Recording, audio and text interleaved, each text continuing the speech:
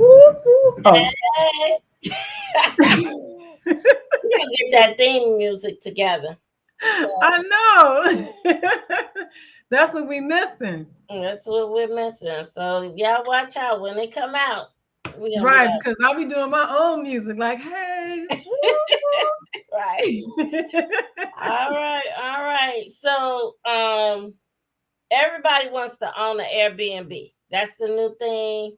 You know, I mean, I think during COVID, there was some scares as far as owning the Airbnb, but people are still traveling, have been traveling Mhm. during COVID. So if I want to own an Airbnb, what I need to do?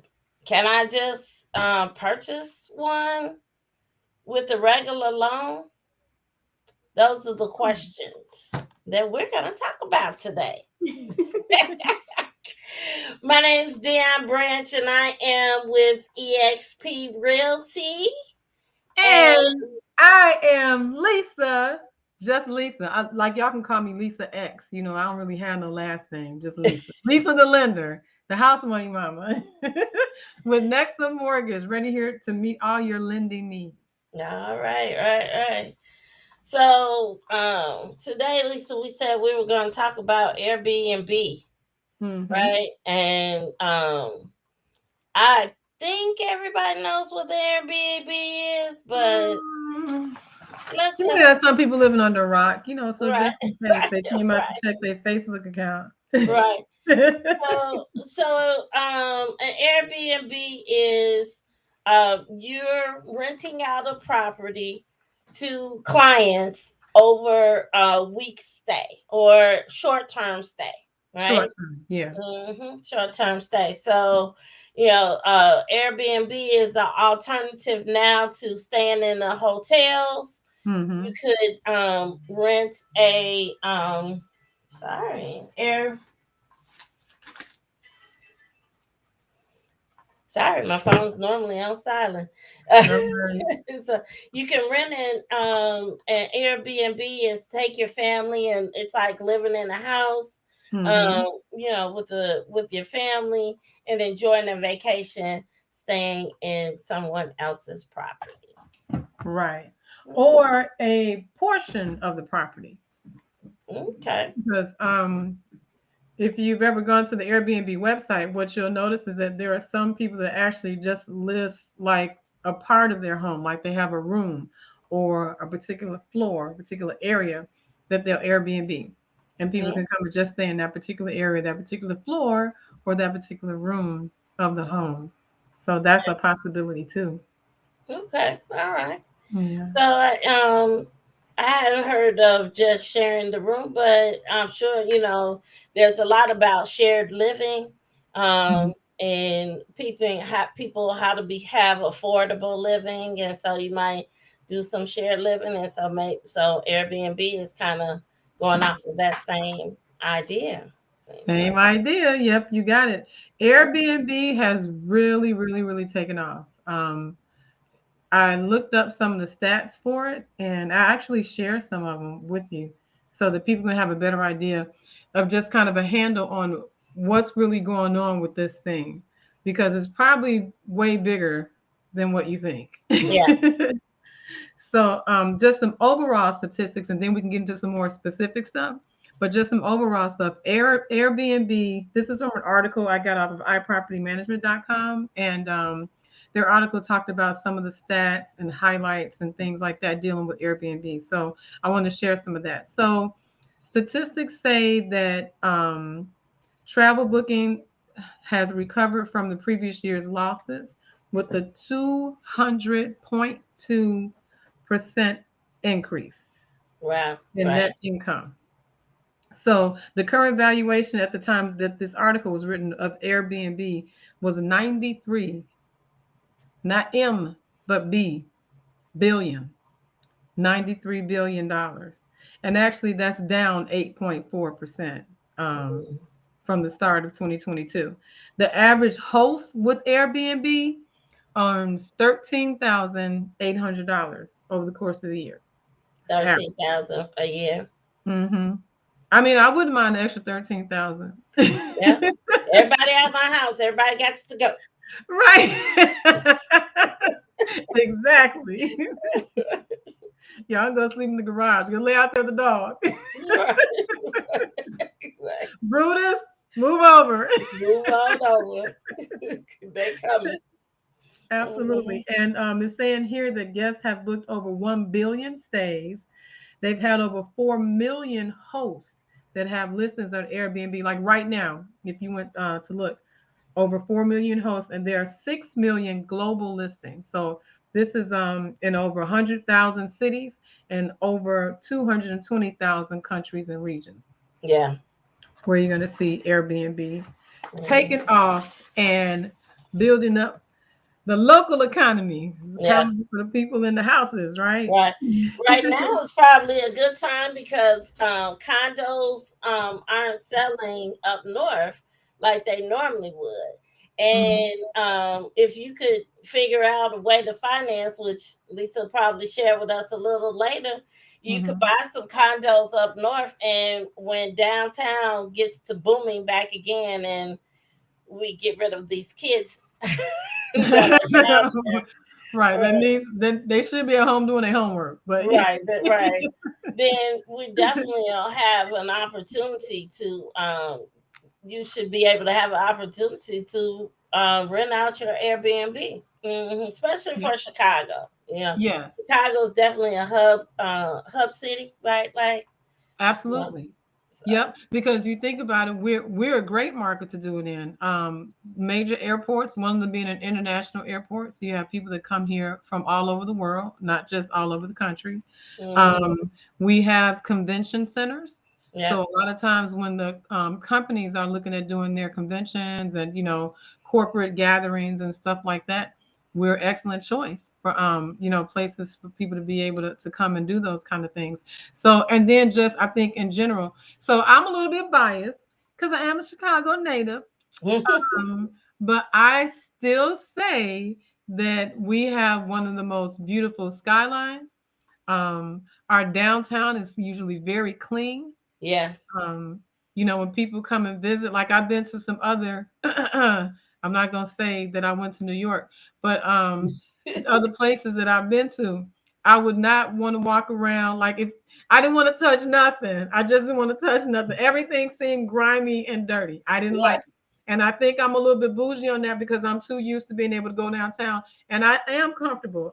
I would be comfortable walking around with my shoes off downtown. yeah. I'm, because they do such a good job of keeping up with Keeping up everything. with, It's yeah, right. It's not yeah, dirty. It's not glass, like stuff like that. You don't really get a lot of that stuff down there. So we people have enjoyed that about our city over the years, this region. So tourism is a huge part of the local economy, for the city of Chicago. yeah, So that being the case, they may still come, but they might want a different option as far as where to stay. They say that 6 guests check into an Airbnb listing every second. So the time that we've been on just talking, I'm talking about them, right? A lot of people have booked it. I mean, and then I've stayed in a couple of Airbnbs and really enjoyed them as well. So yeah, they're definitely a good option. So yeah, they say on the average people stay about 4.3 nights in an mhm. Airbnb. So just like you mentioned, it is something that's you know, just for a short-term stay. Sometimes people will use Airbnb for like say for example, traveling nurses.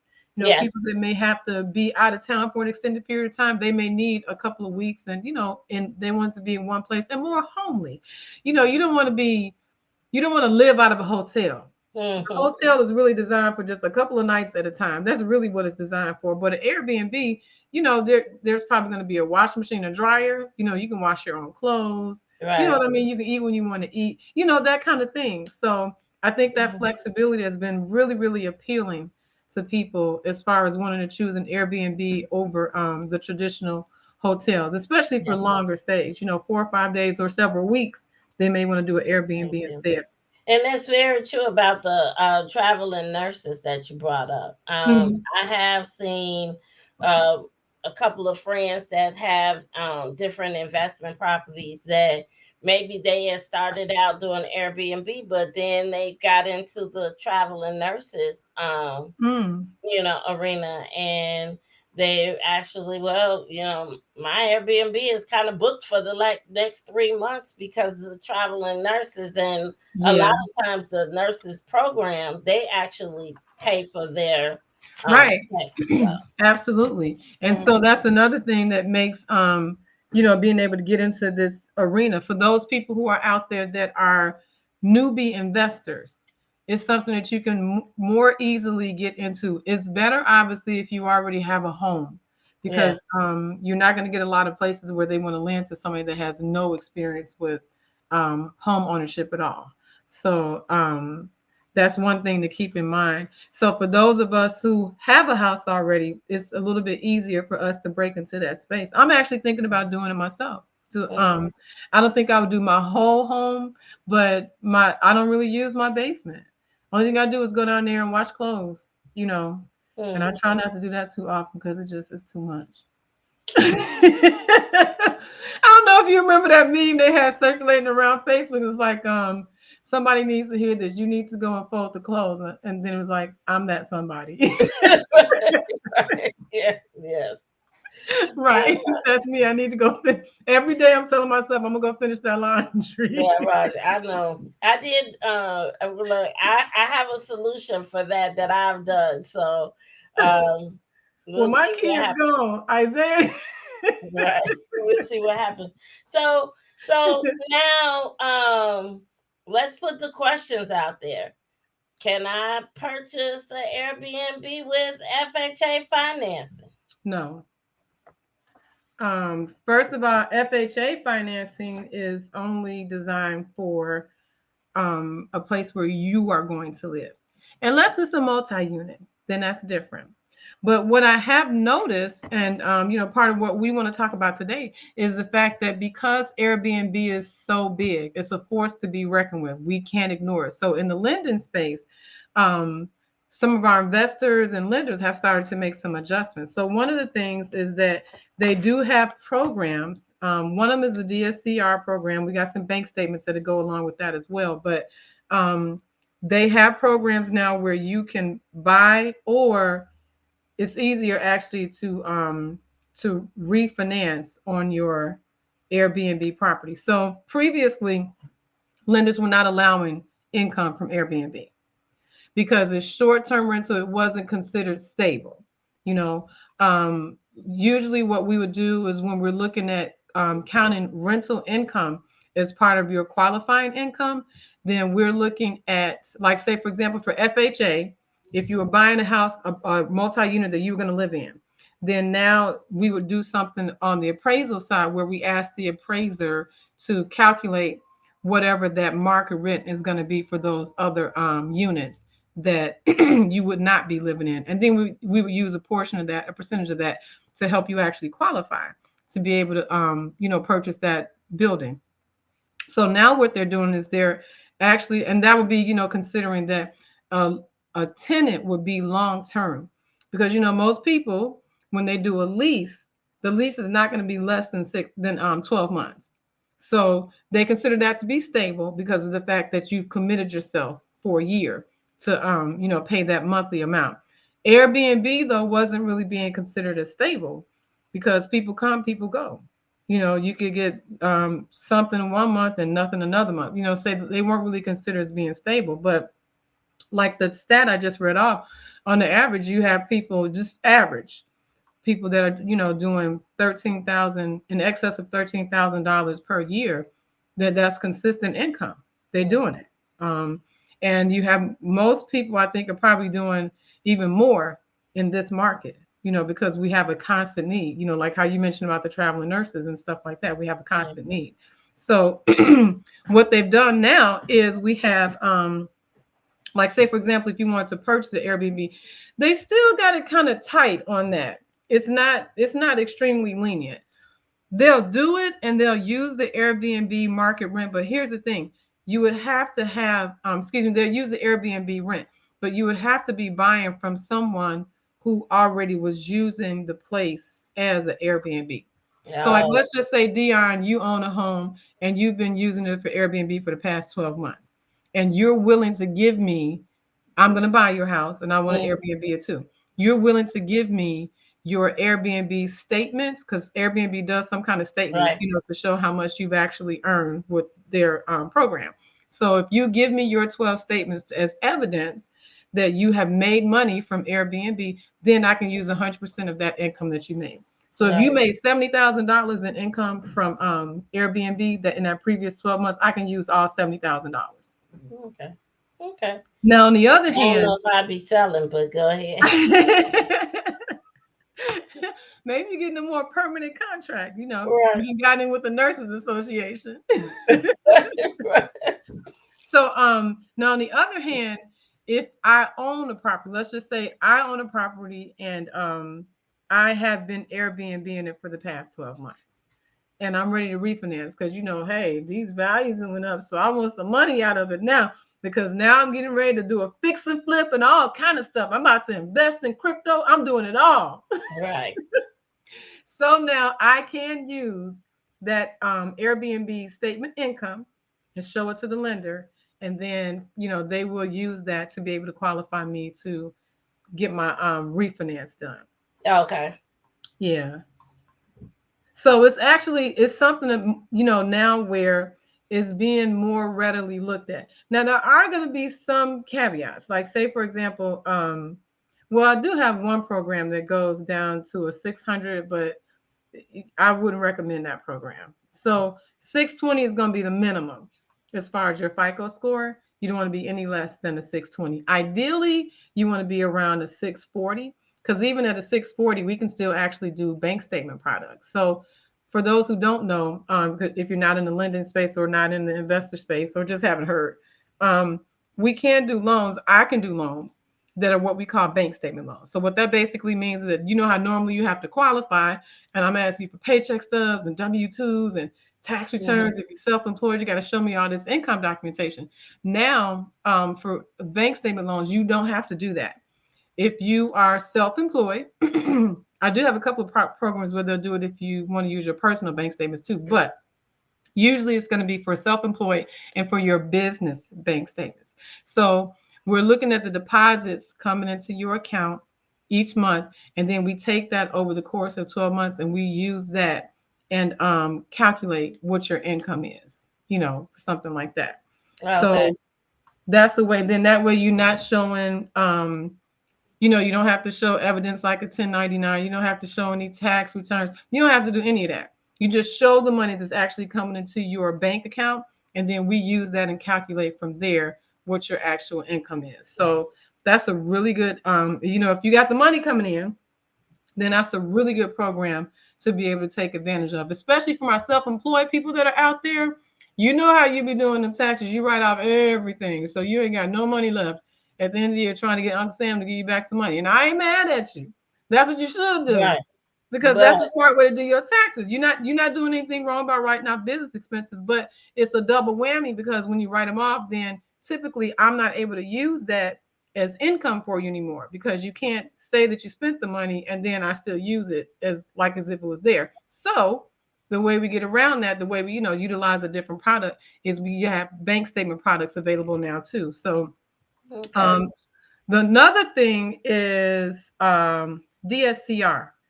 I'm sure she said we could do those. So DSCR stands for, let me think. It's credit. I forgot what it stands for. I have to think about what it stands for, but it's basically it's a ratio driven. I understand how it works. It's a Hmm. ratio driven loan. So a DSCR loan is set up for the investor, because you're buying it for a property where you're going to be getting income out of it, and as long as the income from the property is more than the mortgage, then you can do it. You don't have Okay. to show any. You don't have to show any income. When I say you don't have to show any income, I mean no W-2s, no tax returns, no paycheck stubs, no profit and loss statements. You don't have to show any income. Yeah. So we don't know what your income is. It don't matter, because we consider the building as being self-sustaining. Self-sustain. So right. Hmm. Because But it's so if you buying a 4 unit building, and wouldn't the if you're not living in, you can do that with a DSCR loan okay. because it's still an investment. It's as long as it's an investment property and all of the the rent is all of the units are going to be rented out, then yeah, we consider an investment. It can be done with the DSCR loan. They Okay. actually have a couple of these from what the lady was telling me. Because I asked about, some of the different loans that they have. They have some, they have brought back like the 40-year term loan where they do an interest only product. And for the first 10 years, you have a fixed rate interest only payment that's due. Right. Right. So that's actually good for investors because you don't have to spend all of your capital, have all that wrapped up into your loan. You can continue to invest and continue to make money, but also, you're not stuck with a really high payment. And then of course, most investors, what they're going to do is they're probably going to pay it off anyway. Right. After a few years, the goal would be to either sell it or, do a fix and flip that gives you enough where you're now actually paying it. So it's a zero balance on the loan anyway. So, Hmm. So I just kind of want to go back to the FHA loan, like real okay. quick. Hmm. I know that they were doing this, but you, when you're doing signing your closing documents for all those people that think they want to go around the system and stuff, right, and do something different, but you're actually signing something at closing stating that you're not going to use it as, like they specifically Right. said, as an Airbnb, right? Hmm. So, um, And you also are saying that you are going to move into the property within 60 days of closing. mhm, That's another thing for FHA because they expect you to live there. So one of the documents I know for sure that one of the documents that you signed at closing does say that you intend to take primary occupancy in the residence within 60 days of closing. right, right. Yeah.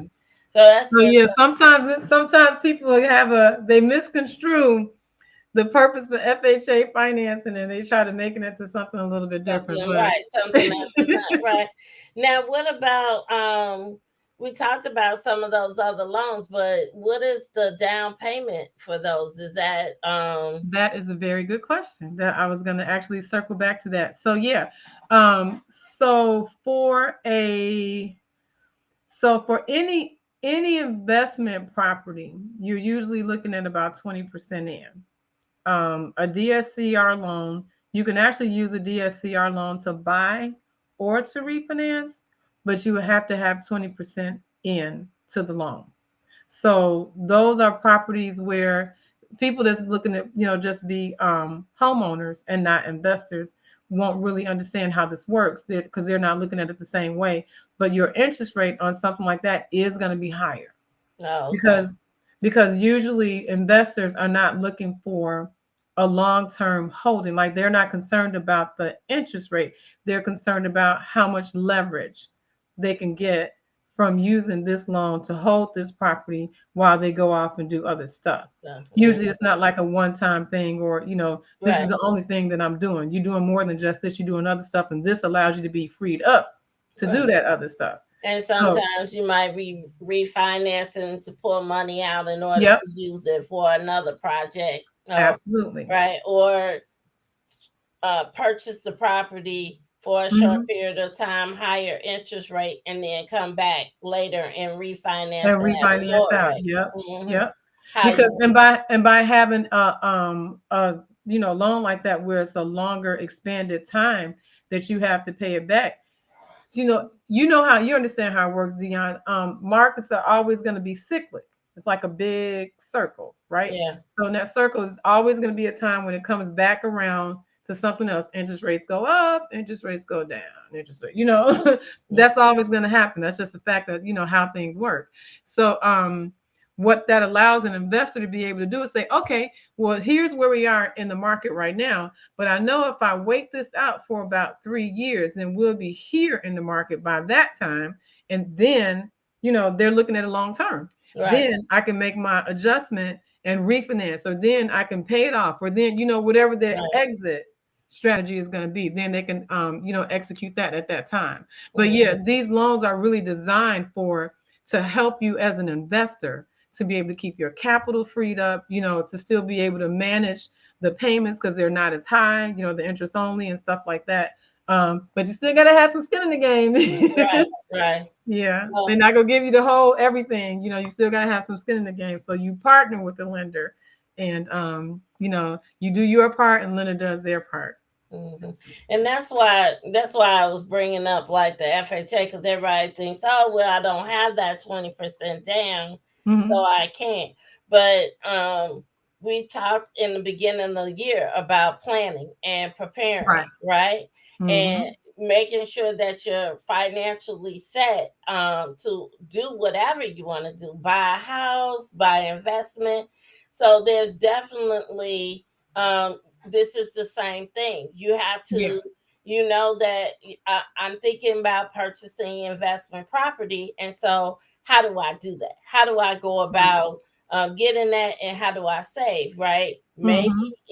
Maybe it might be you worked for some time, you got a 401k loan, Yep. no 401k investment, not loan, but you could you could pull from your 401k. You could do a Right. loan from your 401k. You could Yep. do a some I know a company that I worked for, they would actually allow me to withdraw for the purchase of property.